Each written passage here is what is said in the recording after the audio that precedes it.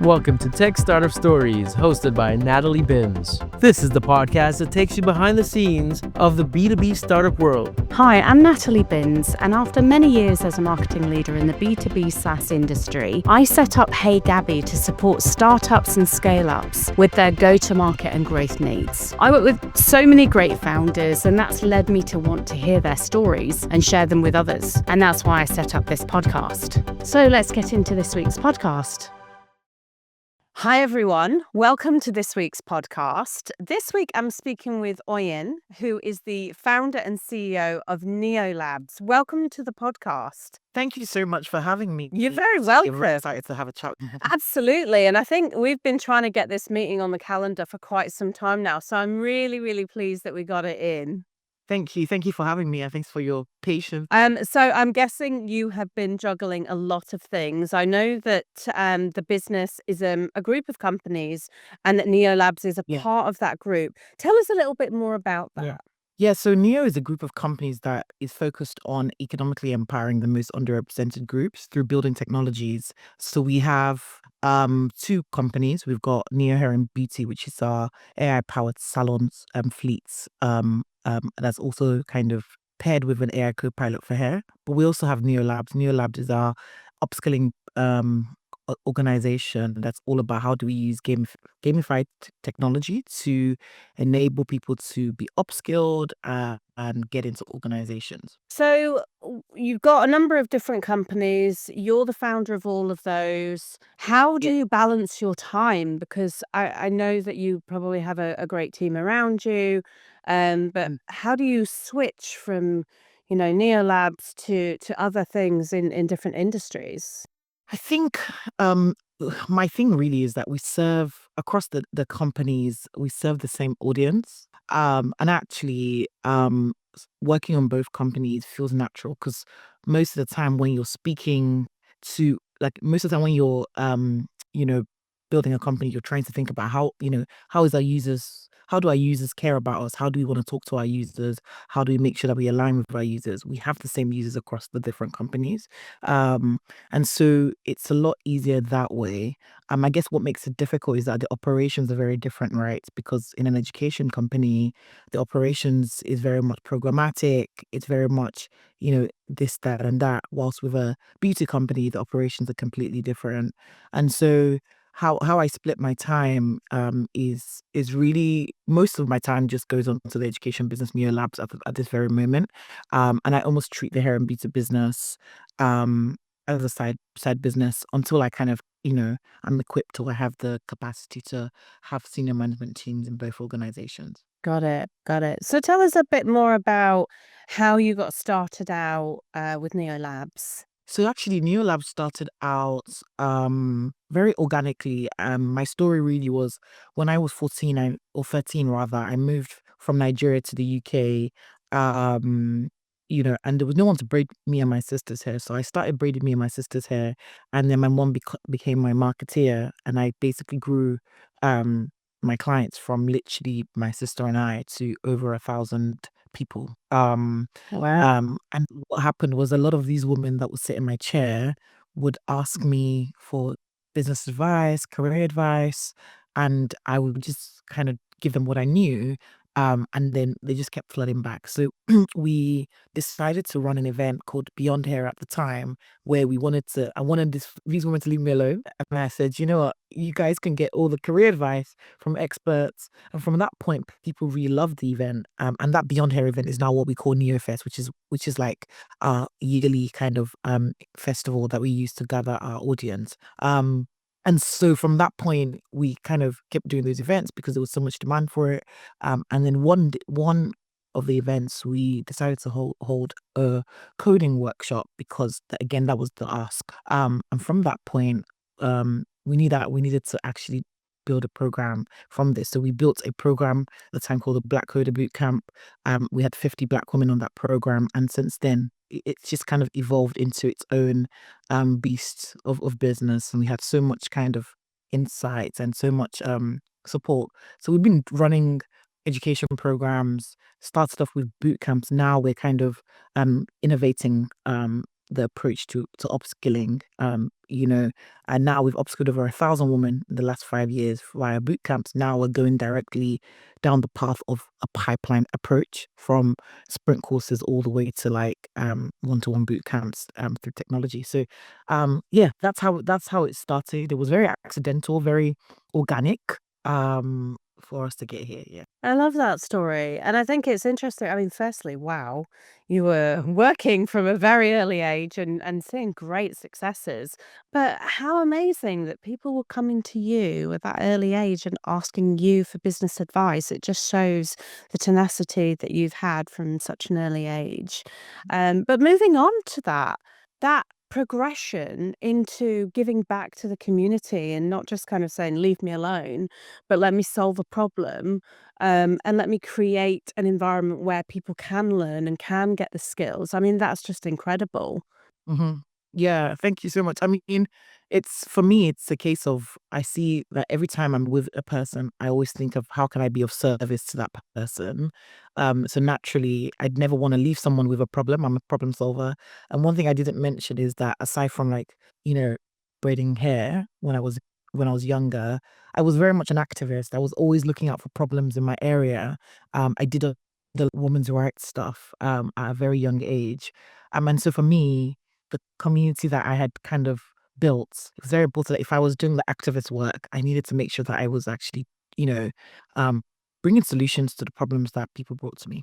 I think it's really interesting because in the B2B tech world, there is this tendency to kind of be quiet and not speak about major issues. And, in this podcast, we've spoken to quite a lot of different people from different backgrounds, and particularly the women that are being on the show are really highlighting the challenges that they're seeing. But I think that you're bringing even more of an impact. How comfortable would you say has it been to be that activist in your natural approach and your history to then becoming this tech founder where you almost have to be seen to behave in a certain way? Oh, that's a very good question. I think my edge is my authenticity. I think you either loathe it or you love it, I guess. And yeah, my authenticity is my edge. How have I been able to navigate that? I think when I started, I was very, very like, I was very, very cutthroat. I was very, I used to lobby a lot.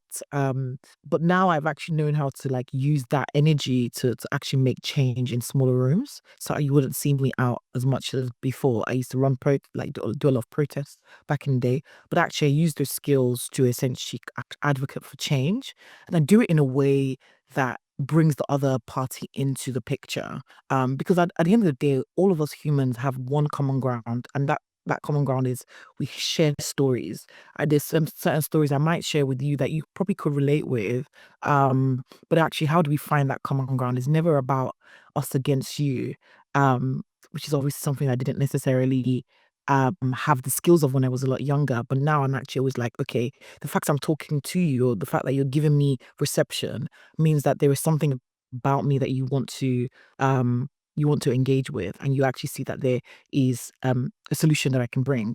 And so I walk in with that power, but also make sure that alignment is at the bottom line of that when it comes to engaging with organizations.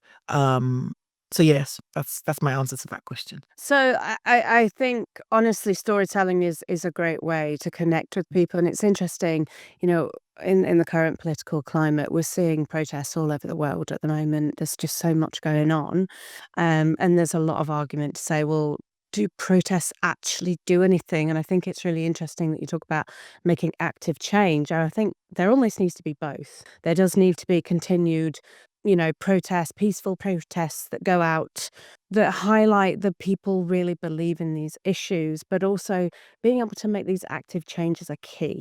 And we know, particularly in the Black community, there hasn't been the investment. There hasn't been the investment in women. There hasn't been the investment in Black people in general in the UK, but also in the US. And I think what you're bringing is encouraging those people to step out. We talk a lot about diversity, and something that most of the people that I engage with, we often discuss it.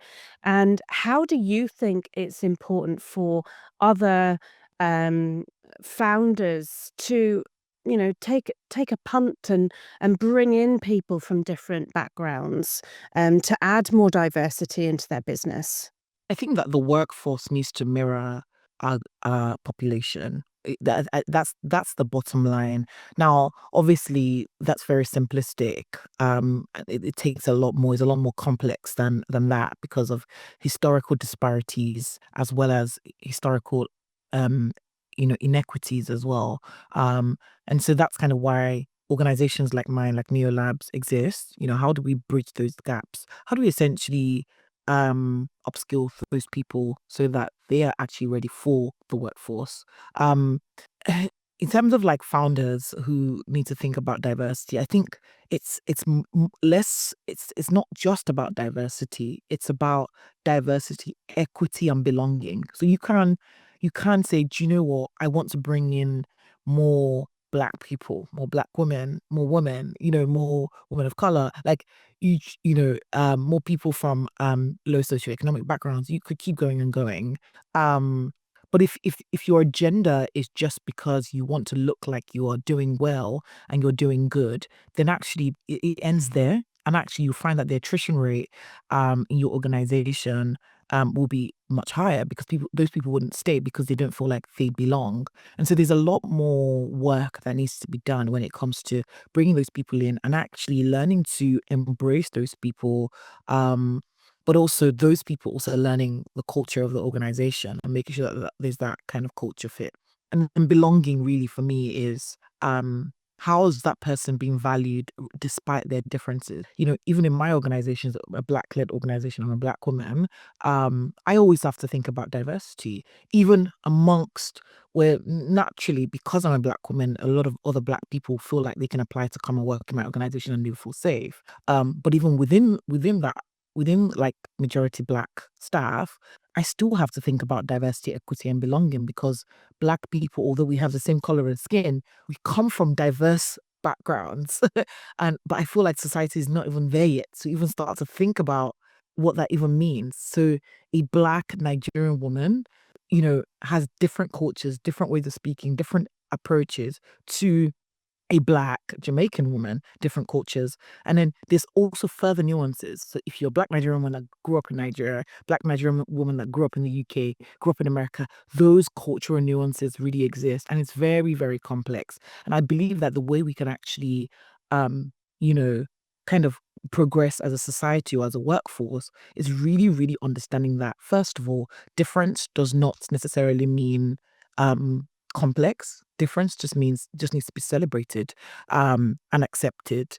And so we'll have to like come out of like certain mindsets that we are naturally comfortable with to embrace each other and to respect each other. You know a white person, a white British person has a different way of working than a white German person. How do those two people, white Germans are very cutthroat, just stereotypically very cutthroat, very straight to the point. White British people might be quite laid back. How do you embrace that in a work culture?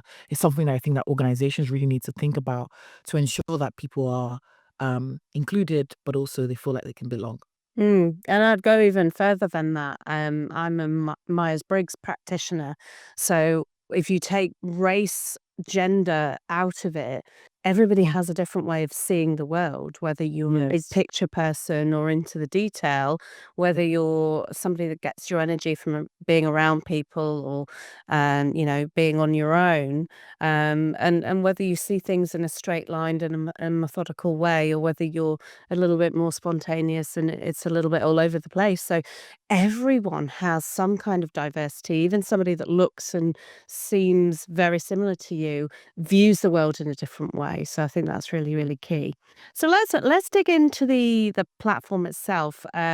So you knew that you wanted to fix the problem of, you know, educating people, training them, and do it at scale, which, you're one person and, getting in a room and having tutors and doing all that is one thing. But how did you then come up with the platform? And from a technical perspective, how did that get built? Yeah, thank you. I mean, we started this journey, as I alluded to earlier on, with boot camp. So we trained over 1,000 women, and I knew that that was not like how I wanted to continue. You know, solely because I really believe that the impact could be global, and actually it's already starting to show its global impact because we have various people from across the world that are on the platform. And so I was like, okay, I started to study the behaviors of the students that we had in our boot camps, especially when it came to reward behaviors. So, because boot camps can be very intense and very fast and accelerated, um, we started to test reward mechanisms, and we saw how reward mechanisms actually boosted people's morale and their engagement rates, during courses, but also furthermore how that also affected how they performed, at the end of the boot camp, which is obviously them getting the job. Um, so that was where that motivation came in. And at the same time, I was using an app called Sweatcoin that rewarded me for walking. I'm a Candy Crush, fan. I'm addicted to Candy Crush. I think I'm on level 900 or something.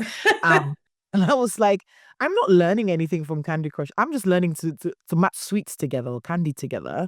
But actually, what will be interesting to know is, can we gamify learning? Can we gamify learning processes? So for example, if I said I wanted to become an engineer, because again, it's role focused rather than learning focused. I want to become a software engineer. How can I basically enable this woman to be able to go on this journey of becoming as senior as possible in software engineer and earn rewards as she goes along? But those rewards basically get translated into swag, into opportunities, into discount, and so on and so forth, that actually gets her um recognized. But those points or those reward system is also an insight for our B2B partners to be able to see engagement rates. Because what I found was, when I'll talk to B2B partners or potential prospects, they almost had to trust our word that this woman was great. We gave them a CV, right? Like, okay, this is their CV, this is their profile. They're really great. Trust us, right? But what we've always wanted to do was to de-risk recruitment processes. Even in our boot camps, we de-risk recruitment processes by engaging and collaborating with B2B partners from the get-go. But I found that this was even a next step, right? Because actually you didn't have to have human trust. You could actually just say, oh wow, this is the insight from learner A, um, and this is what they've been able to build. These are the projects that they've been able to build, and these points equate to this. And so that was the kind of insight, that was the motivation behind building it. Now, how was it built? It was custom coded by us internally.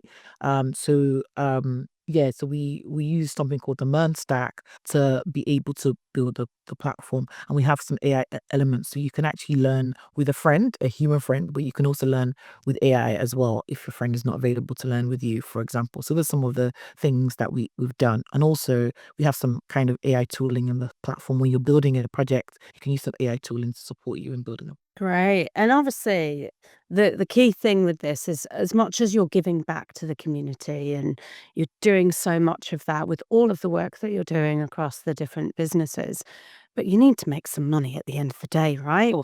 So, Yeah. how did you decide the process to go to market and commercialize the product?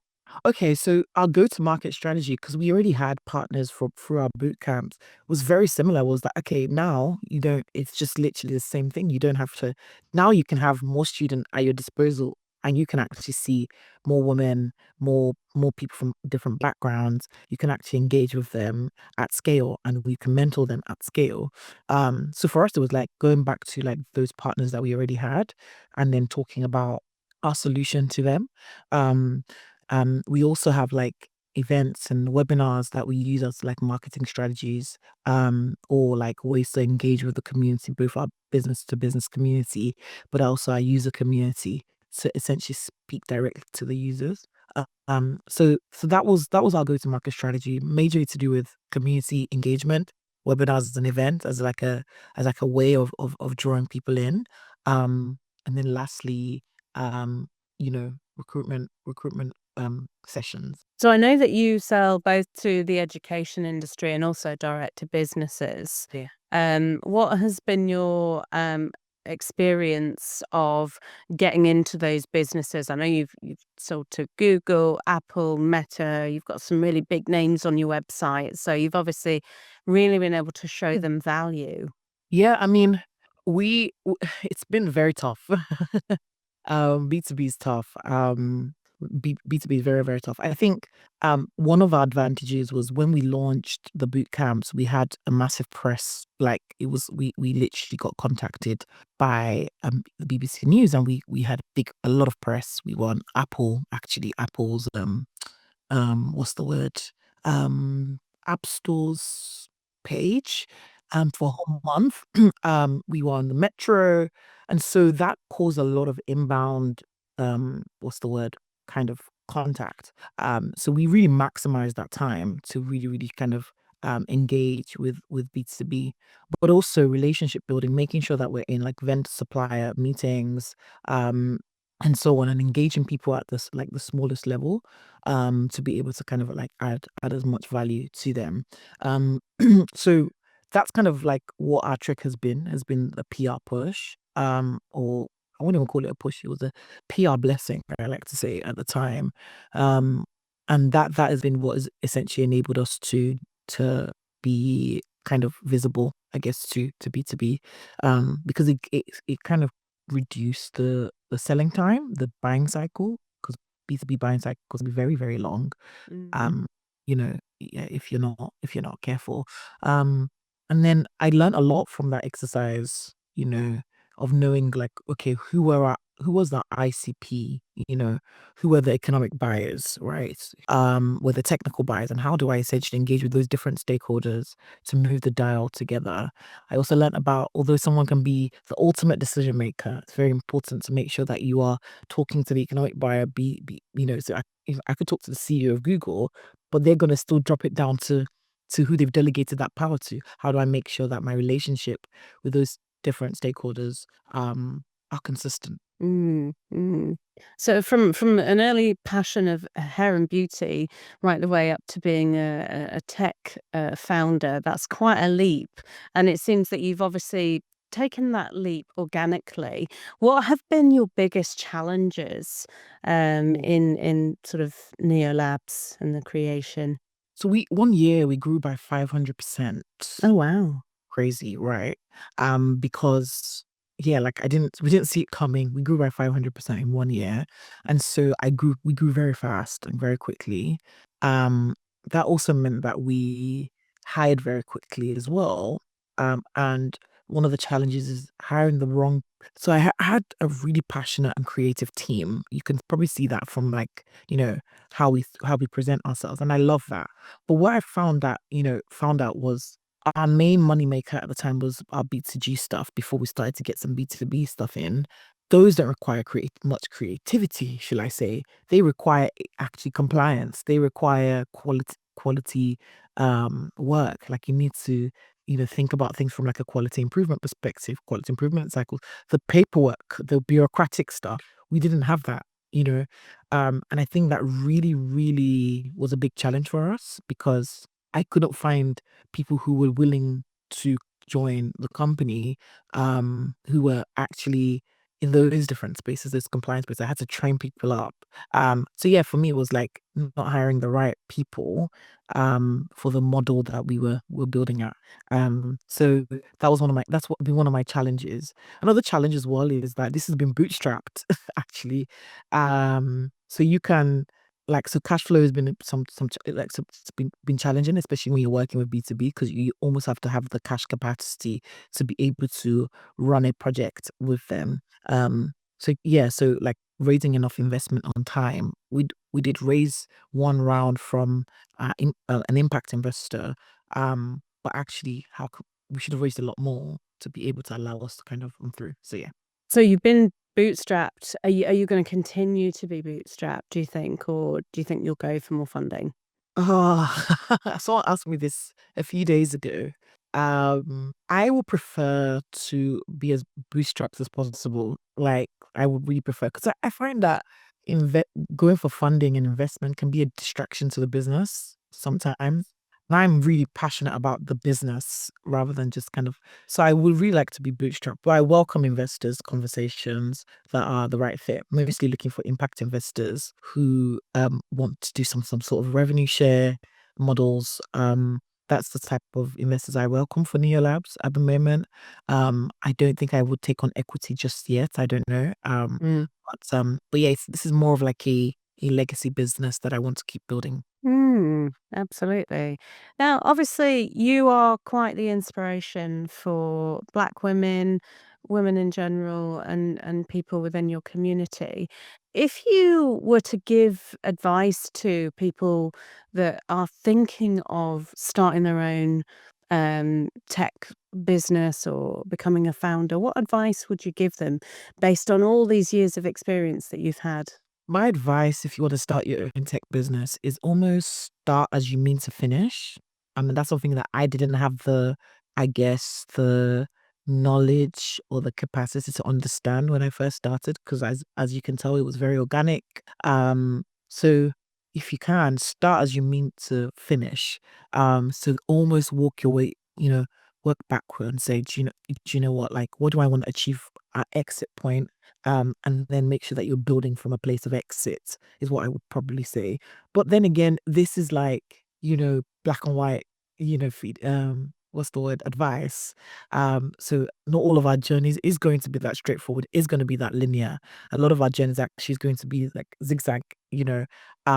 So for me, like on top of what I've just said, I would also say, that it's really important to work on your decision making skills. What is the pace of your decision making? What does it look like? And what data, is feeding into that, right? Is it emotional? Especially as women, like we can be more emotional, right? Is it more emotional decision making? Or is it actually balanced? So yeah, decision making skills. The better you are at decision making, it would affect like the growth or the stalling of your. Interesting.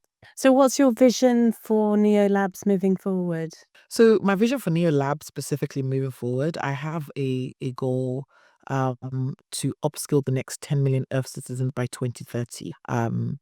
We are in a kind of, we're being ushered into the future of work already, and I don't believe that the future of work is going to be roles based.